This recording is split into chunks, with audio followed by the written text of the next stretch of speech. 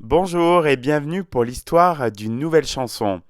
J'ai choisi aujourd'hui Message in a Bottle de Police sorti en 1979. Premier titre du groupe, a décroché la première place dans les hit parades et à y rester 3 semaines d'affilée en Grande-Bretagne. Message in a Bottle de Sting passe souvent pour la plus grande réussite de Police. Un exploit quand on sait le nombre de succès qu'ils ont alignés avant celui-là.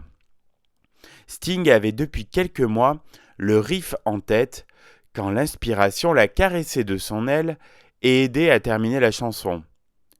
Le morceau qui en résulte met en valeur les talents de chacun des membres du trio avec une performance essentielle de la part du guitariste Andy Summers, complétée par la batterie légère et pourtant agressive de Stewart Copeland.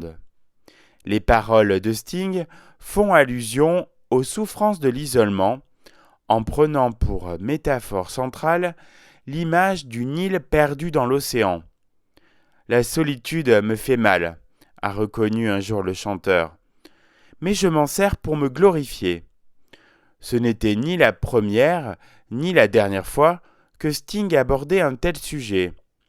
Dans Can't Stand Losing You, le narrateur envisage le suicide et Police avait précédemment fait un tube avec So Lonely. Les paroles du dernier couplet offrent cependant un nouveau point de vue.